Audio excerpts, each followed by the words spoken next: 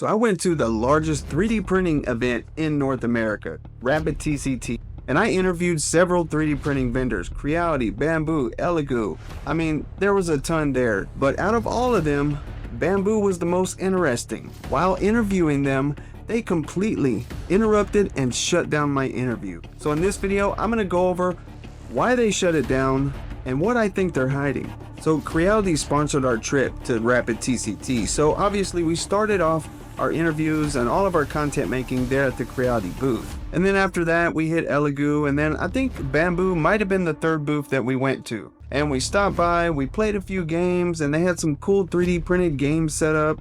And of course they had their H2D printer there, the brand new flagship printer that they have out right now. So I approached one of their reps to talk about the H2D printer, and he was more than willing to talk. He was actually very helpful, and he was telling me all about the H2D printer. So listen to what he has to say about the H2D, and then around the end of that interview is where it gets pretty interesting. All right, so we're here with Bambu Labs, and obviously their H2D is launched already. You guys have seen it, we've talked about it, but we got it right here in front of us. We're gonna ask a few questions about what it can and can't do. So, All what's right. going on? I'm good. I'm Nick. I'm working with Bambu Labs. Lawrence. Nice to see Nice you. to see you. So here, like you said, we have our H2D model. This one is the laser module. It's fully upgraded with all the lasers and all the other features in it. It's got a 320 by 320 by 325 build volume. They all come standard with dual nozzles, two heads, so you can do multicolor or a true multi-material Saying print. 3D printing nozzles. Exactly. Right. And those are all auto-calibrated and offset calibrated for you, so no worry about printing out a calibration pattern or anything. What you're finding there on the table is the other modules. So there in your left hand is the 10-watt laser module. This is the base level entry module. It'll cut through 5mm plywood and acrylic. It'll also laser on cork, leatherette, and aluminum, anodized aluminum. Okay. In the machine is the 40-watt Big Brother module, and it does all that. Plus, it'll cut a little deeper with the wood and the acrylic. It'll go up to 15mm deep. And it just does all the other engraving features just a bit faster for you. Right. So if you're looking for faster batch jobs, it'll do that a lot more. Okay, and what's this thing here with a marker in it? What is that? So that is basically the plotter pen attachment, and what you have in your hand there is the drag knife attachment. Think of it like a larger format Cricut machine. Oh, okay, yeah, I got you. It's able to do So vinyl, cardstock, Yeah. some leatherette fabrics, and then when you want to switch over to the drawing feature, you just pull out the knife and insert the pen. And the nice thing is you can draw your own sticker and then cut it out with the pen. Oh, wow. Okay, so the knife, you'd take this out, put this in there. Exactly. Okay, I got you. And Man, the nice feature about it is you can do multiple colors on it too. So if you want to do a multi-color drawing sticker, you can do that on any kind of vinyl or cardstock and cut it right out and apply it. Yeah, does the software support like multi-layer vinyl stickers? You know how you do the It does, So that's yes. what you're saying. Yep. So Okay. not only can you draw in multi-layers and multicolors, you can do multi-layer vinyl as well. And it'll basically walk you through the steps, like insert this one, cut it, take it out, insert the other Separates it by color. color, by material. So it'll say, all right, we're ready for the next sheet. Go ahead and pull that one out, put this one in. And then the nice thing about Bambu Suite is it has the bird's eye camera in there, and you can actually see a live preview of where you can place that on the sheets. And what vinyls can you use? Can you use the Cricut vinyls or just any vinyl? It doesn't matter. Any vinyl Oh, does okay. not matter. We've had the aluminum foil looking vinyl, the Right. glossy, glittery, harder vinyls, the peel and stick, and also the heat transfer vinyls as well. How does it determine like what thickness of vinyl and all that stuff? Does it let you input that, or does it automate Yes. it? There's two ways to do that. Well, actually three. With our material, the thickness is already a known value, so you can Right. set that up in there, and it will auto detect that. You can measure it with calipers and put in your own value and offsets. Oh, okay. And then a feature coming on later down the road, another software update, is going to be the auto detection of the thickness of the material as well. Oh, wow. Oh, that's cool. So speaking of the Bambu Suite, as you know, everybody's been talking about the software update and they're worried about lockdowns and all this other stuff. So if you were a new user and you're coming into Bambu and you're hearing all this stuff about being locked down and having to buy certain filaments and all this stuff. Like, what would you have to say about that to a new user that doesn't even own a machine yet and they're thinking about buying one? Sure. I tell them there's nothing really to worry about. We don't have any plans of locking you into a material or an ecosystem. I mean, as it sits right now, you can use whatever materials you want in the machine, whatever PLA, ASA. Like I said earlier, you can use whatever vinyl you want. You don't have to use our materials. You can use a random piece of birch wood and whatever you really want to do with it. On the 3D printing side, will the AMS allow you to use, obviously, I think they have RFID, right? They do, and that's just for ease of use. It's a known material and automatically sets those values for you. Right. So if you choose to use a random off-brand material, you would just lose your RFID capability. You have to manually input it, right? Sure. And adjust your settings accordingly. accordingly. And we have some generic profiles in the studio as well. So there's generic PLA, generic ABS.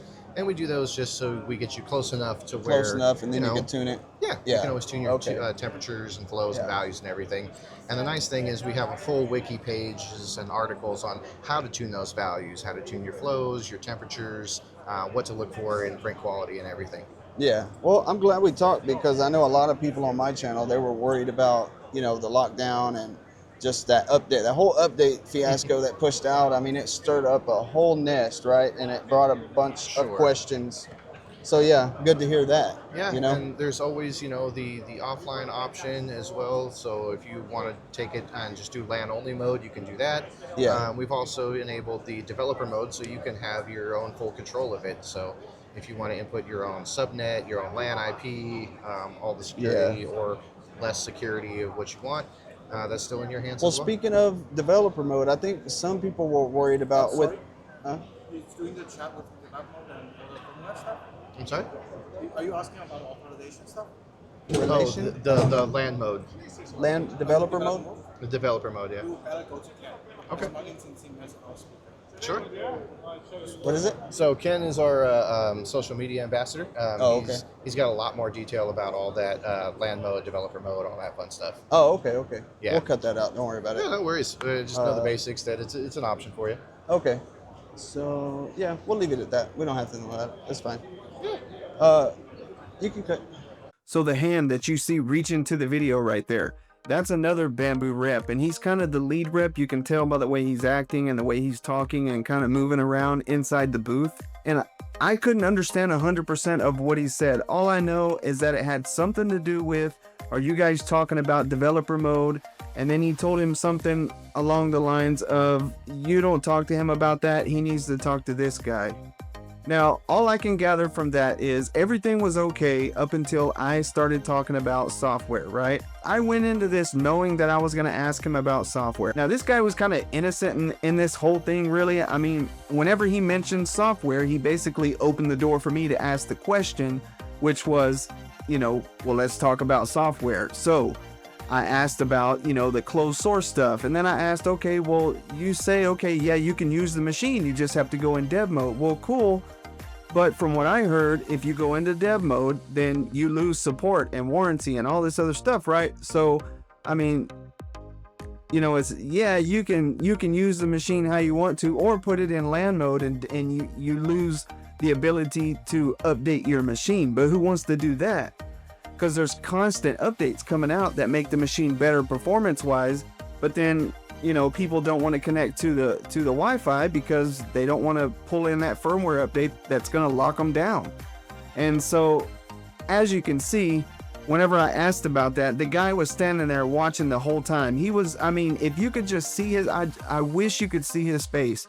His facial expression was so ugly and mean looking. When he looked at us, he was like, hey, and just very intense. And it wasn't like a, hey guys, it was nothing like that. It was a very intense, like, stop right now. So I told the guy that we would cut that out and delete it. And honestly, I had every intention of doing that. But then the more I thought about it, I was like, no, I'm not doing that. I'm going to post this for people to see and make their own decision based on what I saw. And if it were me on the other end, I would want to know. So that's why I posted this for you guys. Make your own decision. I'm not trying to sway you in any way, shape, or form. And to be honest, I was actually really considering the H2D. I've only used Creality machines. I've never owned a Bambu printer. for the simple fact that they're closed source and Creality is open source. But now with that happening, it just really makes me feel like they're hiding something. Like, why would you not want to talk about that? Why do you have to direct me to this one specific guy at the booth that can talk about that subject? That means that they've already talked about it behind the scenes, and it's already been determined that this guy over here is the only one that can talk about software, meaning they've already told him what he can and can't talk about, and it's been coached and no one else is allowed to talk about it. Luckily for us, this guy didn't know that, and he started talking about it. But the other rep stepped in and shut it down, as you can see. So with that said, guys, you make your decision. I've already made mine. I'm sticking with Creality and possibly Prusa. I think Prusa is sending us a printer, the Core 1 here coming soon. We're going to check that out, and I'll show you guys that review when it comes. And if you want to see more content from Rapid TCT, there is a ton of cool stuff to see that I'm going to be posting. There's tons of cool filament printers to see. New features. Creality's dropping their K2 series, their new Hallet X1. Elegoo has a new resin printer that has auto refill capabilities where you don't have to keep dumping and removing the resin. And Bondtech has some super cool new hot ends that you'll want to check out. So with that said, that's all I have for you on this one. Until next time, stay ready to 3D print.